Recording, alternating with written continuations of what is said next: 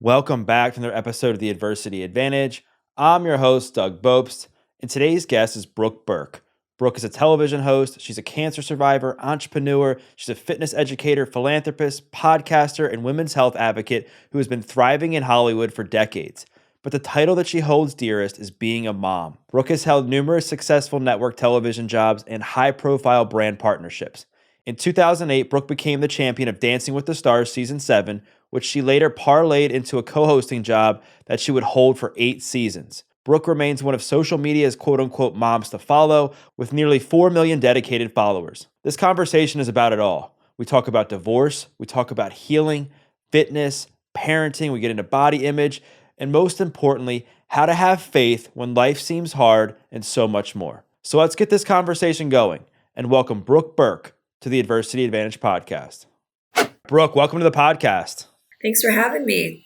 You're quite welcome. And I've been looking forward to this conversation for a while. And I think a good place for us to start is I heard you say in an interview that you've accomplished more as a mother than you did before a mom. And I think that might surprise some people because oftentimes when people become parents, their lives become so much more overwhelming. Their time becomes, they have so much less time. Like, why do you believe that you've had more success when you became a mom? Gosh, well, that's true. I remember saying that. I've said it many times. I have 4 children. I think it's a commitment, that I made to do everything I wanted to do and yet still be deeply involved in my children's lives and not allowing motherhood to stop me from dreaming and accomplishing things and being motivated and taking chances and realizing all of my goals. I really do think that I led by example in raising my kids. I mean, a lot of people don't know, but I took my oldest daughter, Naraya, to 40 countries around the world when I was hosting Wild On. I wasn't really the quintessential party girl. I actually was pregnant for most of the show. Then I had a newborn that I wore, so I had my hands back. And we were a package deal, and we traveled the world. And I think that surprises a lot of people. I see so many women miss that moment. Brooke, welcome to the podcast. Thanks for having me. You're quite welcome. And I've been looking forward to this conversation for a while. And I think a good place for us to start is I heard you say in an interview that you've accomplished more as a mother than you did before a mom. And I think that might surprise some people because oftentimes when people become parents, their lives become so much more overwhelming. Their time becomes, they have so much less time. Like, why do you believe that you've had more success when you became a mom? Gosh, well, that's true. I remember saying that. I've said it many times. I have 4 children. I think it's a commitment, that I made to do everything I wanted to do and yet still be deeply involved in my children's lives and not allowing motherhood to stop me from dreaming and accomplishing things and being motivated and taking chances and realizing all of my goals. I really do think that I led by example in raising my kids. I mean, a lot of people don't know, but I took my oldest daughter, Naraya, to 40 countries around the world when I was hosting Wild On. I wasn't really the quintessential party girl. I actually was pregnant for most of the show. Then I had a newborn that I wore, so I had my hands back. And we were a package deal, and we traveled the world. And I think that surprises a lot of people. I see so many women miss that moment and miss that opportunity because they're afraid of what motherhood may bring to their life. And I just embraced it all. And somehow, I don't know, I did everything I wanted to do. I think it's really admirable that you didn't let the fact that you became a parent stop you from pursuing your dreams. And I've heard, I'm not a parent, but I've just heard that what can sometimes stop people is mom guilt, where mothers, specifically, they become guilty. They get guilty when they are spending time around anything else that doesn't involve their kids. Like, how did you struggle with that at all? And if so, how did you navigate all of that amidst everything you were doing?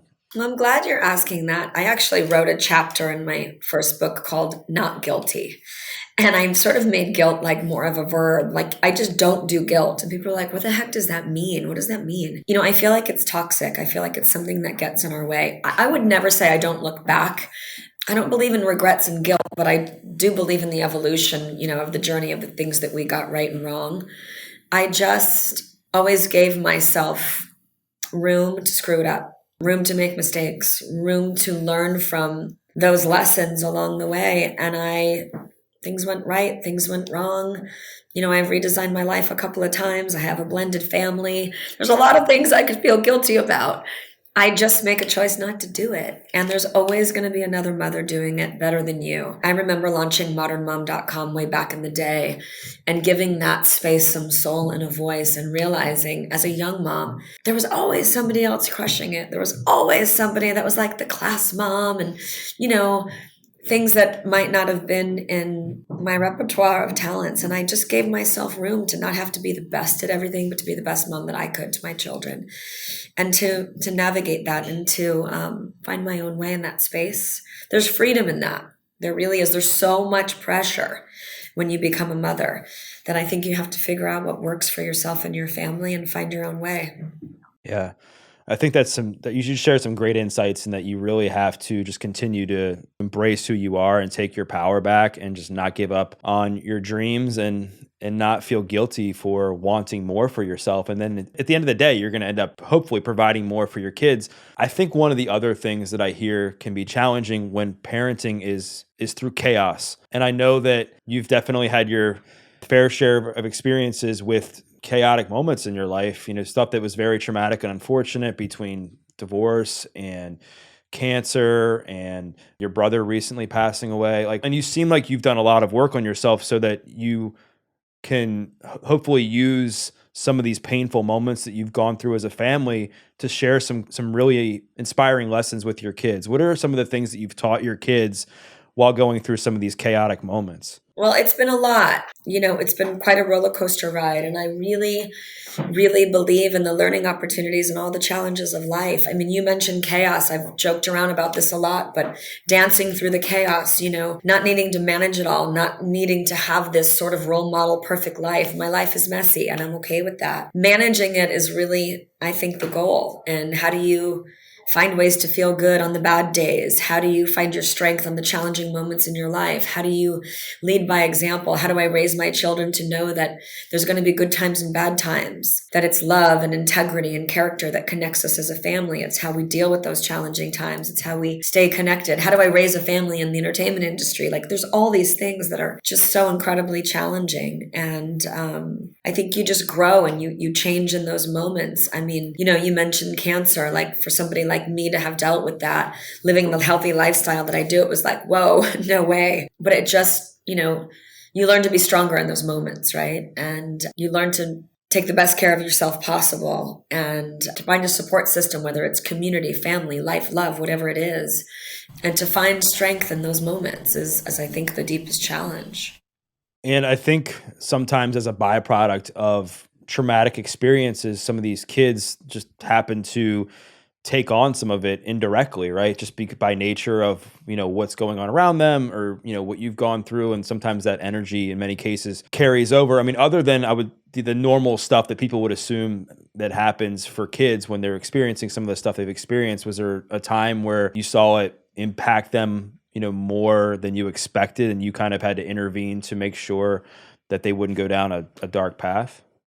For sure. I mean, I have 4 children. They're all so different. They say we're as happy as our most unhappy child. That's so true as a mother. What works for one completely fails with the other. That's sort of the story of life, of raising a family. We talk a lot, and we talk a lot to make sure that we're communicating. Sometimes it's like an open-ended question that I'll throw at my kids. If I were to say to my kids, "How's your day?" I'm going to get nothing. I'm going to get crickets. It was fine. Or they're in their device. You know what I mean? So I kind of manipulate the conversation a little bit to check in with my kids. For example, I'll say, "What was the best part of your day? What was the worst part of your day? Anything weird happened today?" And then they'll be like, "Yeah, as a matter of fact, Mom, this horrible thing happened." And then it starts this dialogue. Or I used to lay in bed with them at night during our nighttime routine and say, "Is there anything we need to talk about?" And it's like a check-in. When you ask a child that, they're like, "Oh my God, nobody asked me that as a child. I don't know about you." But I don't know if our parents raised us in that space of freedom, psychological freedom. So we really talk a lot, and that promotes just dialogue. And I check in with them too, not just how are you? Sometimes I'll say things like, "How's your heart?" Such a weird question. I remember asking my fiance that. He's like, "What? What do you mean, how's my heart?" I'm like, "I'm checking in because I care. Not just how are you? How's your heart? How do you feel inside?" It's a very weird question for some people. And I just go deep in that space. That's how I stay connected. And I think that's really important. Yeah, because to somebody who maybe doesn't do a lot of personal development work, when you're asking them how your heart is, you're like, well, I think my cholesterol is good. I think my pulse is like, it's like 75 right now, you know? Or you ask somebody, how are you doing? They're like, I'm fine. Why? I'm like, because I care. Because I'm checking in. I'm always checking in. I'm checking in with myself as much as I'm checking in with my children. And, you mentioned personal development. I've built this business right now about well-being, whatever you want to call it, mindfulness, spirituality, fitness. Fitness is like just a shallow part of everything that I do. So I think that personal check-in is invaluable. So important. Hard to do, but so important. Yeah, and in the midst of adversity and chaos, it's really challenging because you're just so overstimulated, you're overwhelmed, you're filled with fear, grief, sadness, whatever it is you're going through. And like you've said, you've kind of been able to dance through chaos throughout your life and you've gone through so much. And a lot of times, just one of the situations that you've gone through, people would have gone off the deep end and gotten involved heavily with something like drugs, alcohol, or something else that would have made their life significantly worse. Like, what is your recipe? When something hard happens, obviously it's still going to be hard, but what are some of the things you do in the midst of that allow you to use it as an opportunity for growth? I breathe a lot. I mean, not daily breath. I'm actually a certified breath work coach, influencer, guide, whatever you want to call it. Breath work has been a real game changer for me. And it's not just a physical activity, it's a moment to find some stillness, to go inward, to slow down, to really listen. It's those moments that I think are really guiding and really shifting. I give myself grace. I'm really compassionate with myself. I'm also, in my 50s, so I understand that language a little bit better than I did in my 40s, certainly in my 30s. I mean, in my 20s, I wasn't even fully awake. But these are moments to listen, to give yourself a break, to give yourself some grace, and to really just continue to stay connected and to be okay on days where it's just not so good. And I teach my children that a lot too, that sometimes we don't know what's wrong. Sometimes it's okay to not know what's going on and to be down and out. I've been through a lot of different challenges in my life, so I know how to shift that energy, right? I know how to find that feel good. I know how to create energy. And I know how to survive the hard stuff, because what choice do I have? Being a mom kind of helps me do that too. What am I going to do? Right? Get into my bed and not show up in the morning? No. We have to keep going. You're like, Mom, breakfast. And you're like, what? I just want to sleep. Sorry. Mommy needs a day off. Yeah, no, we don't get that. I'm sick. Well, I still need to get to school, Mom. Yeah. And diving a little bit deeper into your story and some of the heartbreak and trauma that you've endured, I want to talk about divorce, because there's people that listen to this, a lot of people that are struggling with heartbreak, that they've either gone through a bad breakup, they've gotten divorced, they've been single for a while, they just don't think they can find love. Like, your relationship with divorce, like how different was like your second divorce compared to your first divorce? Because I feel like a lot of people after the first one, they're like, this is it. Like, I'm getting married again and that's it. Walk the audience through that. Yeah. Right. Say, well, I said that after the second time and now I'm engaged, right? And I've met the most wonderful human being. Both divorces were very different. Both men were very different. You usually do that, right? You realize somebody's not your partner and then you go the extreme opposite, and they're probably not right for you either, right? But isn't that like human nature? You find the absolute opposite. It might be smarter to kind of find someone in the middle, but it's also self-discovery. I mean, I didn't know who I was the first time around, and I knew I wanted to be a mother, and I have no regrets. I'm so grateful for that first marriage, even though it was completely the wrong person for me. And my second marriage, who is now one of my best friends, David and I have a beautiful relationship. We've also known each other since we were in our 20s. And we have two amazing children. So all of that was absolutely necessary for both of our lives. But in the second divorce, we both committed to taking the high road for the sake of our children and loving each other through it. And that's easier said than done for a lot of people. I'm really proud that we were able to do that. And not to say it wasn't deeply painful. I've just come to guide a lot of people through this transformation. I do a lot of work with women. So in hindsight, where I am today, I understand who I wasn't, what I did wrong, what I could have done better, and all of the necessary parts of that have brought me to where I am. Like, I bring a much more well-rounded woman to the table now in my current relationship because of what I went through.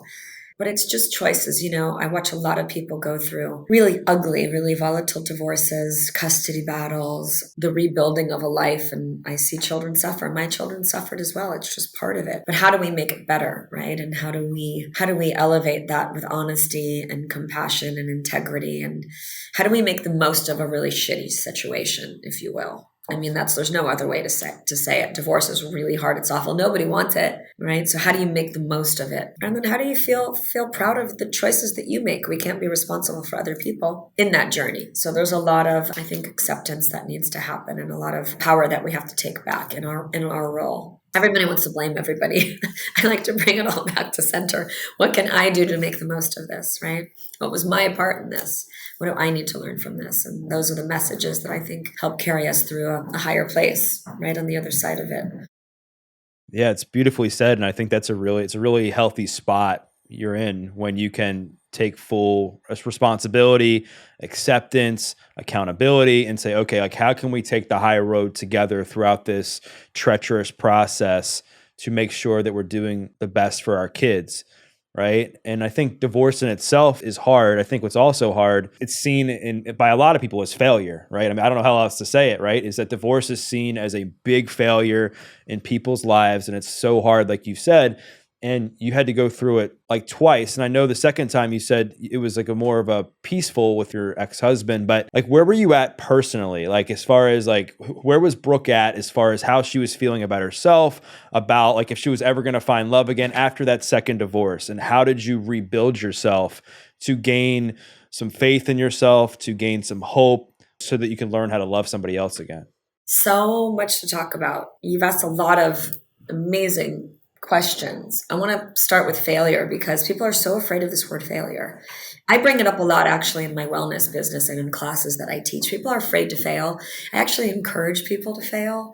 And failure has this really weird like connotation to it. Like, it's okay to fail because in failure you learn, right? If we were doing everything right and everything was amazing, how deep would we really be as a society, right? But I do agree with you that the word failure is connected to divorce. And my freeing moment, my sort of surrender was when I realized I had to give myself grace and I had to change my dialogue. I had to retrain my brain in the failure concept and realize that my divorce was a very necessary need for change. So as soon as I stopped telling myself that I failed, I told myself that for a while. It's very normal. I had to really shift into that I really needed change. And I was really teaching my children about change. And it's not ideal, but I had to shift that, right? So I had to choose a new word for that. So that was a really important shift for me and a learning moment and a surrender. And you also asked about who I was at that time and where I was in my life. During my first divorce, I was coming to the end of a lot of different television deals. So all my contracts were finishing. So it was a really freaking scary time. I had 2 children. I was entering into a divorce and I had no idea where the entertainment business was going to take me. So it wasn't like I was sitting pretty and going, I'm going to get through this, but I'm good. I was like, holy shit, what the hell am I going to do now? And that was a really, really scary time.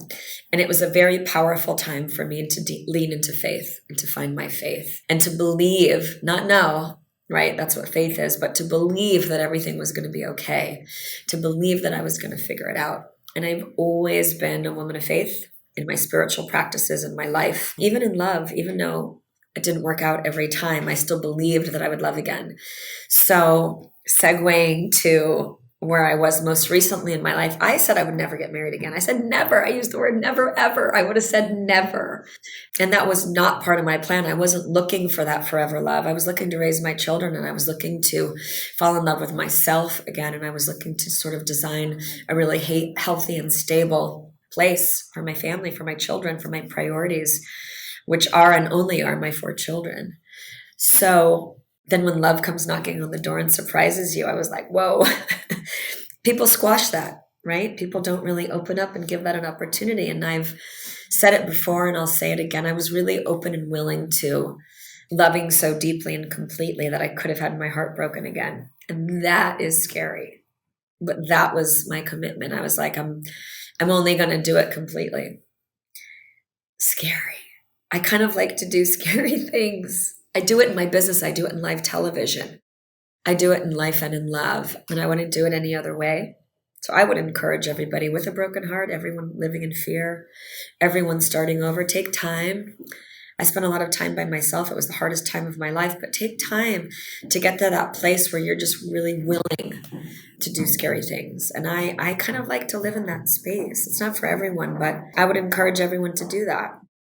I definitely think it's important to take some time, practice the pause when you're getting out of a relationship to do some inner work and figure out like what went wrong, what went right, like why you attracted a certain person or why you stayed in a certain relationship, and maybe take some additional time to unlearn some unhealthy patterns like throughout this process, throughout your relationship journey, getting to where you're at now, where now you say you've met the person that is the most amazing human you've ever met and is like the perfect person for you. Were there any like unhealthy patterns that you've had to learn in the last few years to get yourself to where you are today? I would say more than a few years. And yes, I think I like what you said about unlearning patterns. I had to learn like how to be alone before I could give myself to someone again. And that was so hard because I'd never been alone. I was married for 19 years and I have 4 children. So when I say I was never alone, I mean like I had a child or two in bed with me. I traveled the world. I had Naraya on the road with me, my oldest. When you're married, building a life and raising a family, you're really never alone as a woman. You're not alone in your bed. You're not alone in the morning. It's such an amazing concept to me. So when I divorced in my 40s, I was like, oh my God, what an amazing opportunity for me to learn about myself alone. And it was really, really, really hard. And it was amazing. And it was eye opening and the most insightful opportunity of my lifetime. Self realization is work. Some people it comes naturally for, I was probably a very dependent woman as a younger woman, but I had to really work on that before I could allow myself to share my life with someone again. And now I love my alone time. I love my alone time. I love my time with my children. I love my time with my man. I love our family time. I love our blended family time. But there's all these different areas of who I am. When you said something about the pause, I really feel like finding space, living in that space. There's so much room for growth in space. It's that pause. It's that space to not react. It's that space to listen rather than talk. It's that space to just be, that space to be alone, even if it's lonely. It's learning how to not be lonely being alone. Do you know what I mean? So I spent a lot of time working on that and a lot of time really enjoying different spaces.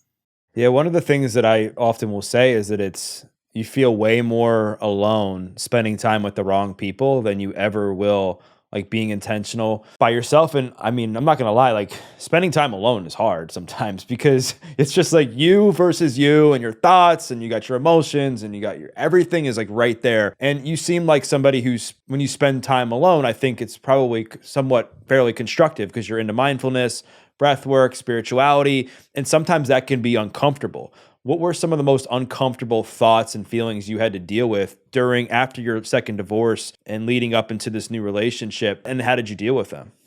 God, it's such a big conversation. I love this so much because, being lonely when you're with someone is a horrible place to be in. It's so freaking hard.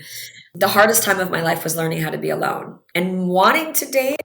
And it was really hard to date. Like I wanted to date. I had never had that opportunity because I was a quintessential like relationship person. So I was always in a relationship and I was like, this is going to be amazing. And it was like crickets. And I don't mean, oh, poor me, but like seriously, I wasn't on an app, nothing against apps. It just wasn't my jam. So I wasn't on an app. I was living in LA. I was alone and I wanted to date and it wasn't happening. So that was hard where I was like, oh my God, like I have 4 kids. This is what the next chapter looks like. And I wasn't like desperately seeking a new love of my life, but I thought, wow, how long is this alone thing gonna last for me? But like you said, learning how to value that time and to make it productive. And I felt, how should I say it? I felt really lucky to work in the space of transformation and self-care and mindfulness. And in doing that and in working with other women was a profound opportunity for me to learn about myself. So doing the work, the type of work that I give, I get so much from. And that's a blessing. That's a real blessing for me. Yeah. The next thing I want to talk to you about is the evolution of your relationship with your body. Because I mean, there's been a lot of eyes on you for your body. I mean, your body has been at the center of your business for years, right? And so what I would like to know is when you got started, when you got into modeling and what you were doing when you first started, what was your relationship like with your body then versus now? Like, how has that changed? Okay, so what was the relationship like with my body? I don't think I had a relationship with my body in my 20s, to be honest. That's part of the mind fuck. Like, that's part of the challenge of it all. I totally didn't have a relationship with my own body. I was in the business. I was figuring out how to train my body, how to be fit enough to work in the business, dealing with the pressures of society, then being in the modeling business, the entertainment business, and the sex symbol, which is such a weird word to talk about myself. That sounds weird, but there's no other way to really have the conversation. Where do I put that? What does that mean for me as a woman? And how do I deal with the objectification of the business as a woman? And I don't think I quite understood it, but I knew how to make it work for me as a woman. Then I became a mother. Then I didn't know how much my body would change. Then I needed to dig deeper. Then I needed to find purpose. Then I needed to find all these other things that mattered more than the body. Like, it was a whole journey, a whole long journey.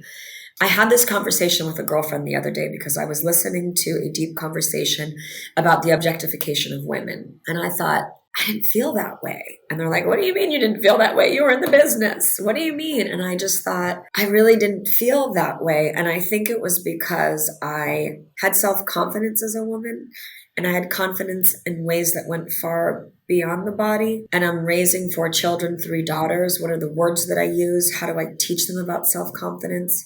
How do I give them an opportunity to go far deeper than just the surface? It's really important to me. And I work with so many women where I have to guide them and encourage them to find their self-confidence and to find their self-love that is not limited to just the body. So I'm so deep in that space. I feel like I'm rambling because it's such a hard conversation to have with you.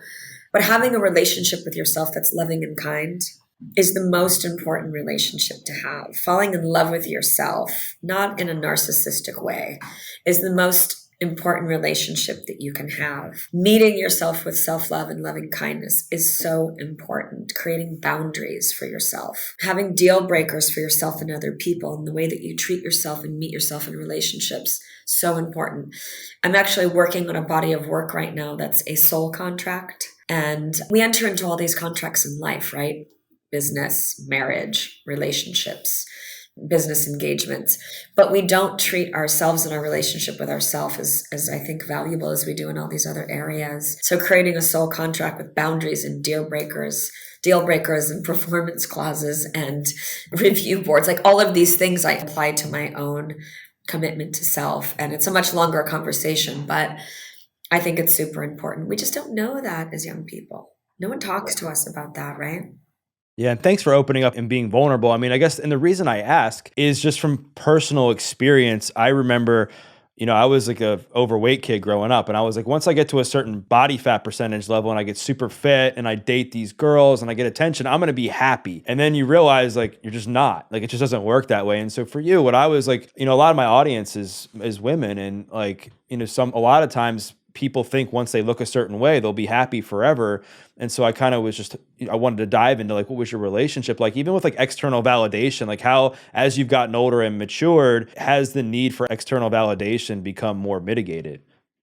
Yes, being in the business gives it a whole nother level, but yes, because you're either going to fight the system, try to turn back time, reconstruct your whole being artificially, and wake up one morning, okay, who am I and how do I feel beautiful in the wee hours of the morning in my sweats and my t-shirt? Like, how do I feel inside? What does beauty exude for me? What does it mean for me? Like, how do we define beauty, right? In a time where it's such a weird, like, unrealistic navigation right now, especially in my business. So what does beauty mean to me? What does self-confidence mean to me?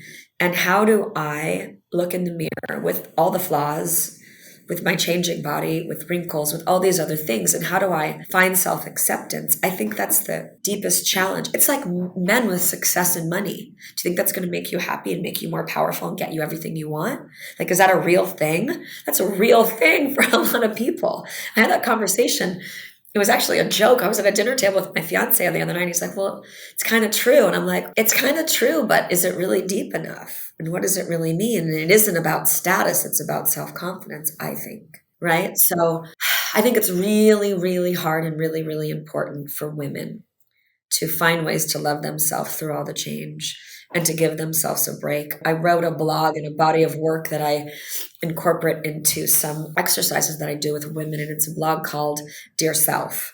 And it's very emotional for a lot of people because it's about, dear self, like I've been neglecting you. I've been too critical on you. I haven't been meeting you with love and honor. All I do is look at all the negative things about you, but nobody else really sees you that way. It's this beautiful monologue about loving yourself a little bit more and listening to yourself a little bit more and caring for yourself a little bit more, and all these ways that don't even come natural. Like people think self-love is a natural thing. They think self-care is a natural thing. It's not. It's a daily practice and it's really hard. And I don't think any of this comes natural. I don't know that I had that dialogue with my mom growing up, and she was a very loving, feminine woman, but nobody was really talking to us about that kind of stuff, right? So it's work. Self-care is work. And we're worth it. And I really like that message. I'm really hard on some of my clients and women that I work with. I'm like, we're worth it. You're worthy. And you got to do the work. You got to meet yourself with love. You got to lean on yourself for all of that, not someone else. Because no one really defines us but ourselves, right? Nobody knows what we need. Nobody knows yourself better as a woman than yourself. So I work a lot in that area. And it's hard. It's really hard. It's hard because it's a double-edged sword, right? Like with the success and money, it's like you need money to live. Like you got to have some success to feel like you're like have some meaning in the world, or that you're on the right path with your business or whatever. But you can't, if it becomes the end all be all, that can become a very slippery slope, right? The same thing with health, right? Like I think it's important to take care of your health and to be healthy, right? That I think is important. But if you make that the end all be all, that can be a very slippery slope. So it's like, how do you find that balance? Like, I think that's the ultimate like thing, right? That most people are trying to figure out. I think so. I mean, some people are afraid to start something new. They're afraid to change their lifestyle. They're afraid to begin. And I always say, I don't really candy coat a lot of things, but I always say, be afraid of the other side of it. Like, be afraid of not caring for yourself. Be afraid of not trying something new. Be afraid of not having a healthy lifestyle. Like, if you don't have your health and wellness, like, what do you have? Right? And when we think about like a life of longevity and a lifestyle, and I want to be here for a long time for my family. It's not just about fitness for me. It's this big picture. It's really a lifestyle that I designed for energy, for longevity, so I can care for my kids, so I can be well enough to enjoy all of the beautiful things, all of these beautiful opportunities. I say that a lot, at BB Body and in the fitness app space. I say like, I'm giving everybody possibilities, lots of possibilities. And then you have to make choices. We have to take control of that and take charge of that in our life. How are we choosing to live? How are we treating our body? What are we putting into our body? How are we creating longevity, right? It's a big concept right now. Yeah. How are we creating longevity? And then how are we building ourselves up to have a level of confidence to believe that we can do that? Like, what is the process that you use either for yourself or with some of the women that you coach to help them become more confident with themselves? I've been doing a new thing lately, and I call it mantra movement mantras. And it's really quite simple and really powerful. So I'm using mantras, concepts, words, simple things like I am worthy, I am beautiful, I am powerful, I am strong, I deserve this time, I accept this challenge. Simple one-liners. And I marry them with movement. Mindful movement. So for example, we're doing like planks. So I have my classes, I have women like chanting, whether it's mantra movements, moments of gratitude, all of these things that retrain our brain. And what happens is it takes you out of the headspace and into the, oh my God, I can't do this in the fitness world, to believing these beautiful mantras. And I think mantras are really shifting. So I teach people how to create self-confidence, how to develop power, how to change their mindset through movement and mantras. And it's really working. And then I teach people also how to marry mind-body wellness, mind-body fitness, mind-body spirit, mind-body nutrition, how to take these three concepts and string them together to create a lifestyle that's sustainable. And I think that's what it's really about for our children, for sure, for our families, to accomplish our goals. So it's a lifestyle. Otherwise, it's a big fad. You're going to do it for a moment, right? And then you're going to fail. And then you're going to feel like crap. So I like to create a sustainable lifestyle. Yeah. That makes a lot of sense. And then like as far as your own personal like health routine, I think, people they always worry when they get older. How do they take care of themselves? Like how do they deal with their health? Like this doesn't fit like it once did, or I have a wrinkle here or there. Like you kind of touched on this a little bit. Like what are some of your best practices daily to make sure that you're staying healthy? Well, everything's changing. Everything's going to change. So let's just surrender to that. And then you find your ways that feel good. That's why I started BB Body, so I could design a lifestyle and teach people how to get it done, be stronger than their excuses, connect with the community, find really affordable content, do it at home in the privacy of their own home. And that has been a great joy to connect with women. And the collab that we just started this year with Longevity, which is a superfood blend, this is the first collab that I did with BB Body. And I'm so proud of it because it's a moment and an opportunity to fuel our body. And, Longevity is not a protein powder. It literally is a superfood blend that's full of everything that we need. Mindful ingredients like stuff that I used to line up and put in my shake. That was a whole lot of expensive stuff, by the way. Now I can put 2 scoops of the superfood blend and get what I need for anti-inflammation, for recovery, for focus, for energy, sustainable energy like yerba mate, matcha, maca, all of these things, cacao, all of these things that really fuel the body. I give it to my kids. Like I can make breakfast now in 3 minutes, probably less than 3 minutes, triple the recipe in the blender, line up my shakes. I put them in these, put them to go. I blend it up. Like this one's my favorite right now. This is cacao. It's amazing. It's literally a bag of like a recipe for life, right? I put 2 scoops in shakes. You can cook with it. You can bake with it. So it's these little things that you discover along the way. So you can design a healthy lifestyle that makes you feel good. And if you don't have energy, you're going to run low. You're not going to feel good. You're not going to be able to accomplish all those things. If you don't care for your body, what does the next decade look like? So we're just simplifying wellness. And that's the concept and the motto. It's about, we use this word harmony a lot. Like, what does harmony really mean? I think it's marrying all those things: wellness, fitness, mindfulness, nutrition, all of these things that allow you to get what you need so that we can do what we love doing. It's really that simple. I mean, I think in many cases, simpler the better, right? When it comes to your health, just make sure you're able to master the fundamentals. I want to talk about parenting because I think I hear a lot from parents that they have a hard time trying to figure out either how to have conversations with their kids about health, how to, get them to eat healthy foods, because it's like this risk you take where either they won't listen to you or maybe you you create like a weird relationship sometimes with them and food. What are some of the things that you do as a parent to help your kids kind of in a way like model the healthy lifestyle that you're looking to? It's so tricky. So true what you said, having this weird relationship with food that can be quite dangerous. I'm raising 3 daughters. I'm in the business and I'm in the fitness business. So, I don't want to put pressure on them in any of those ways, but I want to introduce them to healthy things. I want them to be mindful, but we have to choose our words so carefully right now, when it comes to society and pressure and eating disorder and this weird freaking relationship that we have with food. I try to stock my home with mindful things, and yet I have children and kids with friends and the snack drawer and the easy things and the frozen foods and the decadent things. So I have a little bit of everything at home.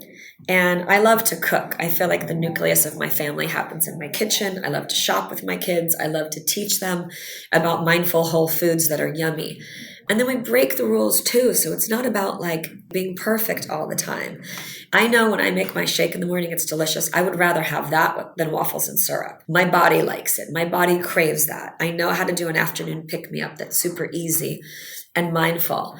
I think it's about guiding and teaching, and then also giving them choices and teaching them how to be a detective of their own body and understand what makes them feel good, understand what helps them sleep, understand what gives them energy, whether it's for sports or studying or all of those things, and then letting them cheat a little bit and get what they need. If I took everything away from my kids, they'd want everything bad. If I gave them everything bad, they wouldn't know what's good. So I have to be a role model, but I also have to be a fun mom sometimes, and I have to let them break the rules. And then I have to teach them how to grow up and prepare mindful meals for themselves and their family. We spend so much time in the kitchen, and I'm really proud of my kids for being able to mix that up and fuel their body in a mindful way, right? And it's a process, it's a journey. It's not easy. I have to lead by example, and then I have to give them wiggle room to be who they're supposed to be, right? Not who I think they should be. You know what I mean? Yeah. I want to double down on this because I think it's important. And I want to talk about like letting go and uncertainty because I think a lot of parents who live a healthy lifestyle, they try to coach their kids on eating healthy and the kids don't listen to them. And they're like, I'm just trying to help you. Like, I don't want you to get like diabetes, or I don't want you to have a heart attack. I don't want you to have this or that. Like, I'm just like, why won't you listen to me? When in fact, like a lot of times that can become unhealthy because you're putting so much pressure on your kids. Like, how have you been able, that somebody that you like, health is your business, you're in the business, like how have you been able to let go when it comes to parenting your kids? It's so hard. When it comes to food and nutrition, I used to be that mom that was like, you got to eat. Well, we're not hungry before school. Well, then we're not going to school. Well, you're not eating. I'm not driving you until you get something to eat. What about your lunch? Did you grab this? I used to be so on my kids. And I used to be that person that never skipped breakfast, never worked out without a breakfast meal. Now I intermittent fast. So they're like, okay, mom, you used to say X, Y, and Z, and now you're intermittent fasting. I really had to learn how to train my own body and how to fuel my own body. But there is a sense of responsibility for us as parents, especially in the nutritional system and the school system, of knowing what's available. I had to figure out for my children how to manipulate them a little bit, how to fuel them so that they can study and focus.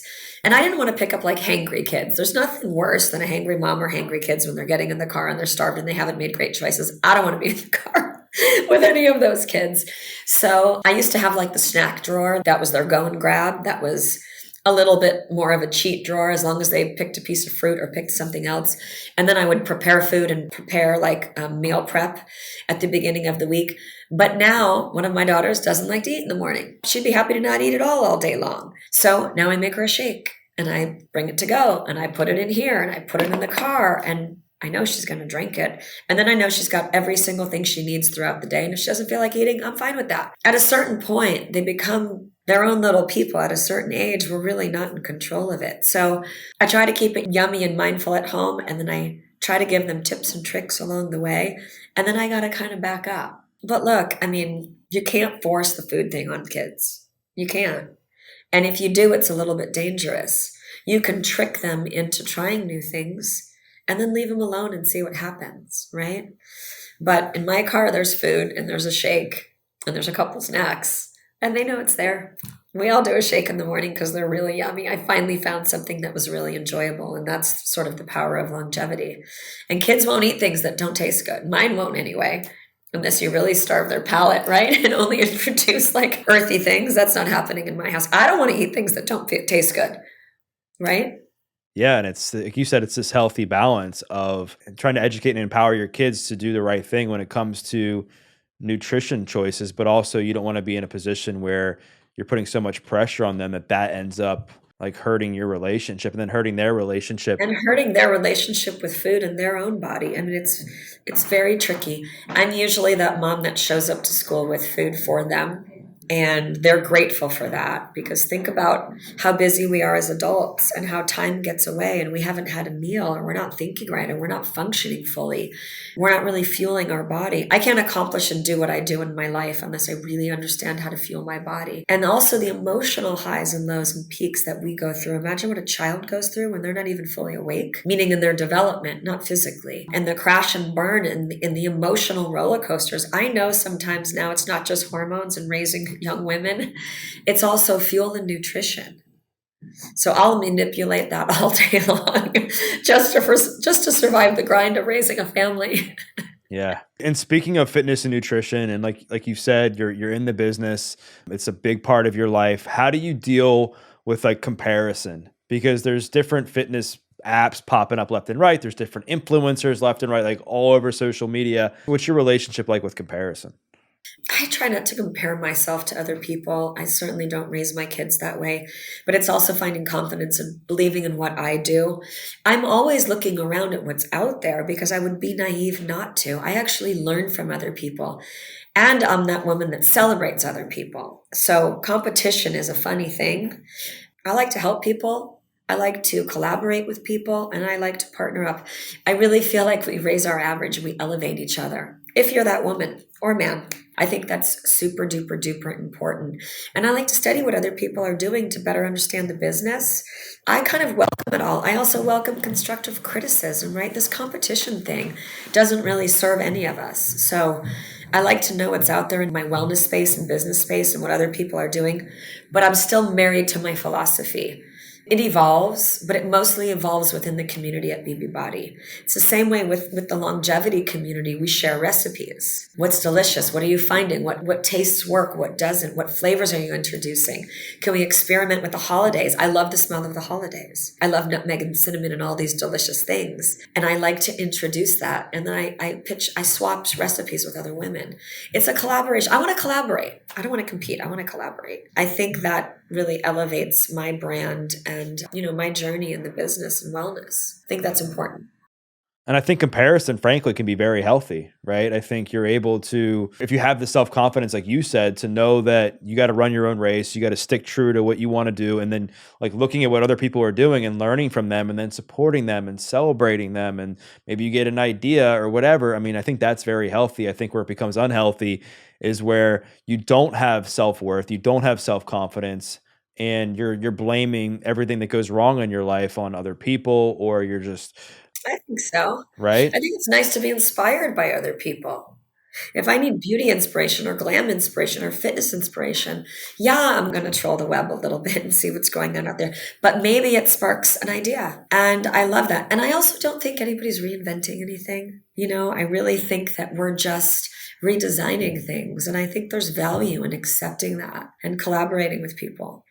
I mean, I think that the more we can be in this together, the more we'll be able to help other people. I think the more that we're just focusing on how I can be better than that person, and I don't want to talk to that person if they're in the same business. I just think at the end of the day, we're not going to be helping anybody, right? Some of my best business relationships too were me reaching out to other women that I think are badass women in their space and reaching out and saying, hey, I love what you're doing. Do you want to do something together? And I love that. We raise our average, right? We were just talking about that this morning. I think we're better when we're together. That collective energy is really powerful. Unless you're an insecure person and you don't know how to collaborate, then you're just going to remain the same. Collaborative energy is so powerful. And Brooke, you're a powerful woman as well. And I think this conversation is going to help a lot of people. And I think before I let you go, like, what do you have going on right now? What's coming that you're most excited about? Oh, what's coming? I feel like this year went by like that. Like this year is gone. I can't believe the holidays are already here. I'm really excited about the longevity collab because we're introducing new flavors. It's growing in community and it's an amazing opportunity to really connect with women all over the world. I love what I'm doing in the Brooke Burke body space. It's the way that I stay involved and I interact with women everywhere. I'm doing Zoom classes on Fridays. I have women in Italy. I have women from all over the world coming into my home digitally. It's so much fun. And then within that connection, they're developing relationships amongst themselves to support one another. And it's amazing for me to watch that inner circle and watch that community and how they share. They share links, they share products, they share must-haves, they support one another, they share the good and the bad in the journey. And that's what fitness and wellness is about. It's not even fitness anymore. It's this big picture of well-being. And I think we inspire one another. And in supporting one another, we grow, we learn, we find freedom in the fail. It goes back to how we began this conversation, which is so important. Don't be afraid to fail. Don't be afraid to reach out to other people. Don't be afraid to connect. And I invite everyone to come and find me in that space as well. Don't be afraid to go join a Zoom class and come over to my house. You can turn your camera off if you don't want anyone to see you, but leave it on so that we can connect. And it's an amazing time, I think, to really dive into that collective energy. We didn't have that, right? We didn't have that 10 years ago. We didn't have that when I first became a mother. You were like on your own. Now you can connect with anyone about anything that's going right or wrong and learn a little along the way. Yeah, it's crazy how far we've come from a technological space and how that's impacted the health and wellness space, and how so many people are able to have an opportunity to get fit in a way that they didn't have before. And now, like you said, you've been able to create a community where people can come together, like-minded people who are looking to better themselves from a wellness perspective. And Brooke, this has been awesome. I appreciate your vulnerability. I loved our conversation, and I'm very thankful that you opened up as much as you did. If people want to connect with you, if they want to learn more about your fitness program, longevity, they want to follow you on social media, where's the best place for them to do that? Thank you, Doug. I really appreciate this conversation too. I love deep talks, right? And we don't want to do anything casual anymore. I'm super easy to find. It's just Brooke Burke, and also Brooke Burke Body and Longevity at Brooke Burke Body. They're all connected. And you can go to my website too. And that's sort of a porthole to all the other things that we're doing, to sign up for in-person experiences, classes, to get a discount for longevity. You can actually get a free subscription to Brooke Burke Body once you subscribe to longevity. That's how passionate I am about the wellness space. I want everyone to figure out how to feel good. So all of that stuff is connected. Probably brookeburke.com is the best place. Awesome. Well, I'll make sure to include the links to that stuff in the show notes. And for those listening, what I invite you to do is to share a takeaway. Maybe it was something that Brooke said about how she healed from divorce and has used that to her advantage to be in the relationship that she's in today. Maybe it was something that she said about how she survived loss. Maybe it was something she said about self-confidence, parenting, fitness, whatever it was. Make sure to share your takeaway, tag Brooke, tag myself, because we'd love to hear your feedback. Yeah, and then I can join in the conversation as well if they tag us. People don't realize how easy that is right now to start a conversation. And I love that. So please find me, reach out to me. Let's chat. Let's get social. Thank you for that, Doug. That's really cool. And then we'll stay connected as well. I'd love to get to know your audience. Yes, we'll stay connected, and make sure to tag Brooke and I. And we once again thank you for listening to this episode of The Adversity Advantage. I'm your host, Doug Bopst. We'll see you next time.